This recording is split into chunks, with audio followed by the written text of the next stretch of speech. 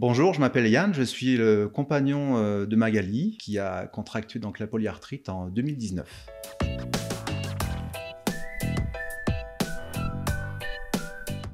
Donc Magali a contracté les premiers symptômes en 2019 avec une confirmation après moult examens donc en 2020. Donc à cette époque, c'était un peu effectivement une surprise et une découverte à la fois de la maladie et de ses contraintes au quotidien. Nous avons pris le parti en fait progressivement non pas de l'adopter, mais de vivre avec et autour de cette maladie. C'est-à-dire que nous avons en quelque sorte organisé une valse qui nous permet de tourner autour de la maladie, donc de la conscientiser sans pour autant en faire le centre de nos préoccupations. C'est-à-dire que nous continuons à avoir de nombreux projets personnels ou en couple. Nous avons adapté aussi certains de nos projets pour pouvoir nous adapter aux contraintes qu'impose la polyarthrite. Mais le plus important, c'est que nous avons pu continuer à avoir des projets. Et ça, c'est vraiment un point positif que je souhaite mettre en avant. En tant que compagnon, j'ai évolué de façon naturelle vers un rôle de compagnon aidant. Dans la mesure où voilà, certains gestes devenaient très difficiles, compliqués, douloureux.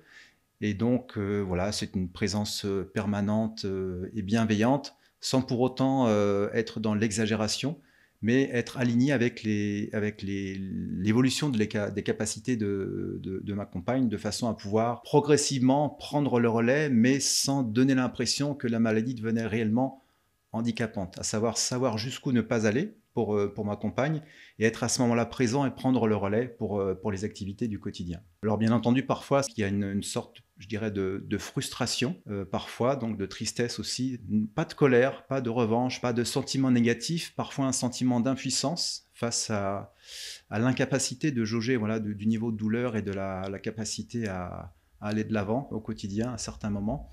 Mais ce qui ressort, c'est quand même ce côté positif. Donc c'est un nouvel équilibre en fait qu'il nous a fallu trouver et mettre en place. C'est une question de cadence et peut-être de viser ou d'objectifs qui sont plus modestes, mais qui restent tout à fait à notre portée. Je dis notre portée, puisqu'en fait, je considère que pour ceci, comme pour plein de choses, nous ne faisons qu'un. On fonctionne pareil par rapport à cette polyarthrite, à savoir que c'est vraiment une avancée commune pour continuer vers nos projets de vie. Ce qui fait que nous allons de l'avant au quotidien depuis ces dernières années, c'est une confiance en l'avenir, une certitude que même si cette polyarthrite est là aujourd'hui, elle ne nous empêche en aucun cas de vivre nos projets, d'avoir des perspectives à court, moyen et long terme dans nos envies d'évoluer au sein de notre couple. Peut-être qu'on peut voir ça aussi comme une piste de ski et on tourne autour des écueils que la polyarthrite peut mettre sur la route, et parfois c'est vraiment un grand plaisir de circuler, d'éviter, de continuer à tracer notre route malgré la polyarthrite.